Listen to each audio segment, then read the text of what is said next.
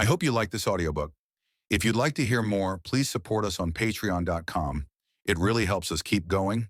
www.patreon.com/c/audiobooks752. Thank you, and I invite you to listen the other books I have recorded. Also, please subscribe to my channel and activate the notifications so you will be the first to know when we publish a new book.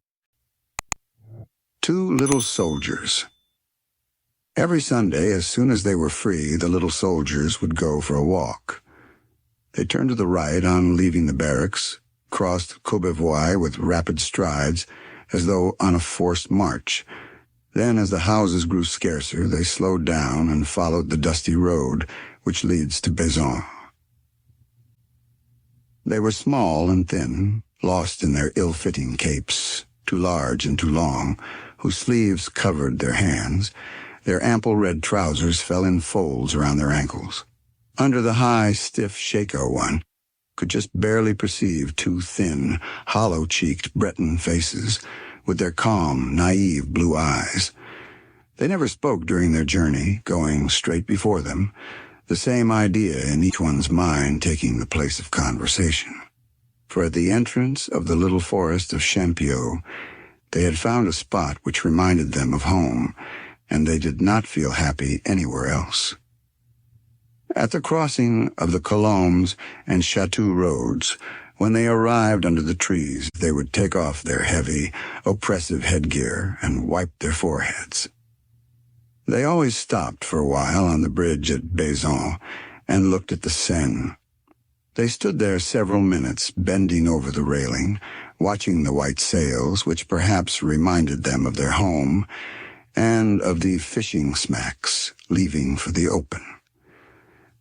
As soon as they had crossed the Seine, they would purchase provisions at the delicatessen, the bakers, and the wine merchants.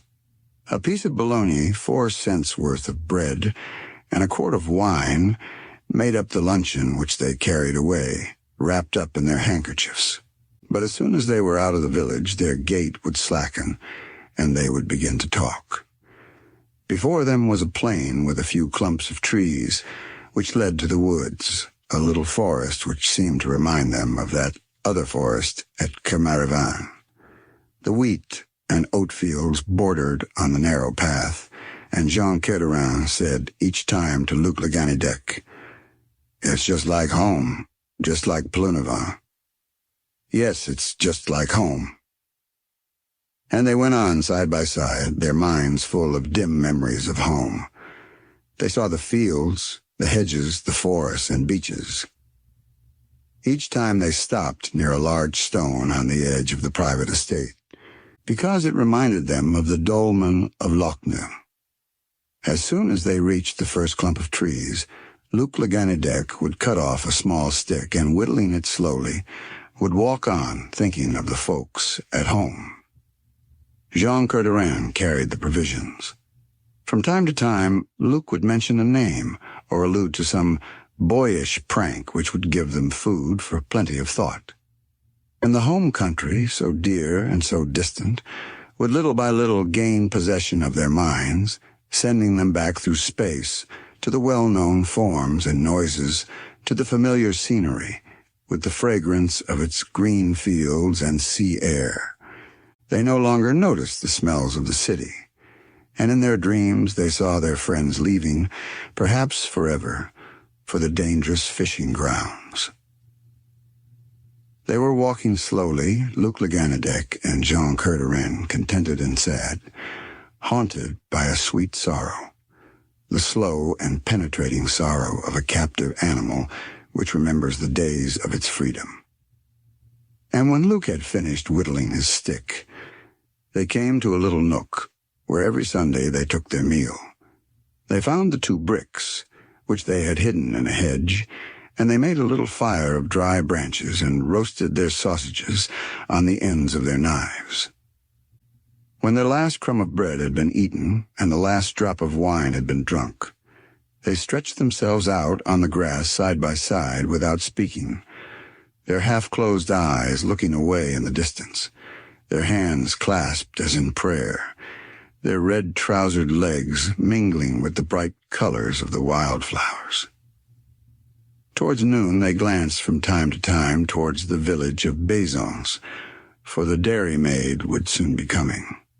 Every Sunday she would pass in front of them on the way to milk her cow, the only cow in the neighborhood, which was sent out to pasture. Soon they would see the girl coming through the fields, and it pleased them to watch the sparkling sunbeams reflected from her shining pail. They never spoke of her. They were just glad to see her without understanding why. She was a tall, strapping girl, freckled and tanned by the open air, a girl typical of the Parisian suburbs. Once, on noticing that they were always sitting in the same place, she said to them, "Do you always come here?" Luc Le Ganidec, more daring than his friend, stammered, "Yes, we come here for our rest." That was all. But the following Sunday, on seeing them, she smiled with the kindly smile of a woman who understood their shyness, and she asked, "What are you doing here? Are you watching the grass grow?" Luc cheered up, smiled. "Perhaps." She continued, "It's not growing fast, is it?" He answered, still laughing, "Not exactly." She went on. But when she came back with her pail full of milk, she stopped before them and said, "Want some? It will remind you of home." She had, perhaps instinctively, guessed and touched the right spot. Both were moved. Then, not without difficulty, she poured some milk into the bottle in which they had brought their wine. Luc started to drink, carefully watching lest he should take more than his share. Then he passed the bottle to Jean. She stood before them, her hands on her hips, her pail at her feet, enjoying the pleasure that she was giving them. Then she went on, saying, "Well, bye-bye, until next Sunday." For a long time they watched her tall form as it receded in the distance, blending with the background, and finally disappeared. The following week, as they left the barracks, Jean said to Luc, "Don't you think we ought to buy her something good?" They were sorely perplexed by the problem of choosing something to bring to the dairymaid. Luc was in favor of bringing her some chitterlings, but Jean, who had a sweet tooth, thought that candy would be the best thing. He won, and so they went to a grocery to buy 2 sous worth of red and white candies. This time they ate more quickly than usual, excited by anticipation. Jean was the first one to notice her. "There she is," he said, and Luc answered, "Yes, there she is." She smiled when she saw them and cried, "Well, how are you today?"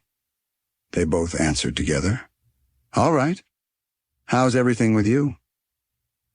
Then she started to talk of simple things which might interest them, of the weather, of the crops, of her masters. They didn't dare to offer their candies, which were slowly melting in Jean's pocket. Finally Luc, growing bolder, murmured, "We have brought you something." She asked, "Let's see it." Then Jean, blushing to the tips of his ears, reached in his pocket and, drawing out the little paper bag, handed it to her. She began to eat the little sweet dainties. The 2 soldiers sat in front of her, moved and delighted. At last she went to do her milking, and when she came back she again gave them some milk. They thought of her all through the week and often spoke of her. The following Sunday she sat beside them for a longer time. The 3 of them sat there side by side, their eyes looking far away in the distance, their hands clasped over their knees, and they told each other little incidents and little details of the villages where they were born, while the cow, waiting to be milked, stretched her heavy head toward the girl and mooed. Soon the girl consented to eat with them and to take a sip of wine. Often she brought them plums, pocket, for plums were now ripe.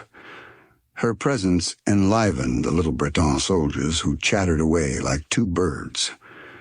One Tuesday, something unusual happened to Luc Le Ganidec.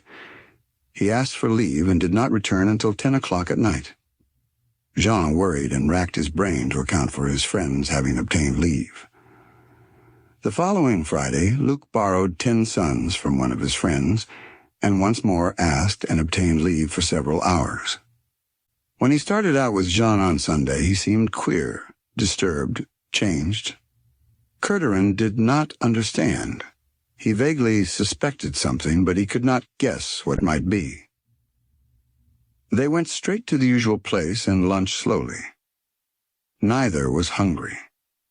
Soon the girl appeared. They watched her approach as they always did. When she was near, Luke arose and went towards her. She placed her pail on the ground and kissed him.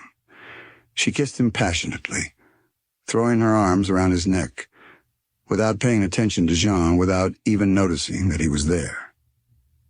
Poor Jean was dazed, so dazed that he could not understand. His mind was upset and his heart broken, without his even realizing why. Then the girl sat down beside Luke and they started to chat. Jean was not looking at them. He understood now why his friend had gone out twice during the week. He felt the pain and the sting which treachery and deceit leave in their wake. Luke and the girl went together to attend to the cow. Jean followed them with his eyes. He saw them disappear side by side, the red trousers of his friend making a scarlet spot against the white road. It was Luke who sank the stake to which the cow was tethered. The girl stooped down to milk the cow while he absent-mindedly stroked the animal's glossy neck. Then they left the pail in the grass and disappeared in the woods. Jean could no longer see anything but the wall of leaves through which they had passed. He was unmanned so that he did not have strength to stand. He stayed there motionless, bewildered and grieving. Simple, passionate grief. He wanted to weep, to run away, to hide somewhere, never to see anyone again. Then he saw them coming back again. They were walking slowly, hand in hand, as village lovers do. Luke was carrying the pail. After kissing him again, the girl went on, nodding carelessly to Jean. She did not offer him any milk that day. The two little soldiers sat side by side, motionless as always, silent and quiet, their calm faces in no way betraying the trouble in their hearts. The sun shone down on them. From time to time they could hear the plaintive lowing of the cow. At the usual time they arose to return. Luke was whittling a stick. Jean carried the empty bottle. He left it at the wine merchant's in Bezons. Then they stopped on the bridge, as they did every Sunday, and watched the water flowing by. Jean leaned over the railing, farther and farther, as though he had seen something in the stream which hypnotized him. Luke said to him, "What's the matter? Do you want a drink?" He had hardly said the last word when Jean's head carried away the rest of his body, and the little blue and red soldier fell like a shot and disappeared in the water. Luke, paralyzed with horror, tried vainly to shout for help. In the distance he saw something move. Then his friend's head bobbed up out of the water only to disappear again. Farther down he again noticed a hand, just one hand, which appeared and again went out of sight. That was all. The boatmen who had rushed to the scene found the body that day. Luke ran back to the barracks, crazed, and with eyes and voice full of tears, he related the accident. He was leaning so far over that his head carried him away, and he fell. Emotion choked him, so that he could say no more. If he had only known. I hope you liked this audiobook. If you'd like to hear more, please support us on patreon.com. It really helps us keep going. www.patreon.com/c/audiobooks752. Thank you, and I invite you to listen the other books I have recorded. Also, please subscribe to my channel and activate the notifications so you will be the first to know when we publish a new book.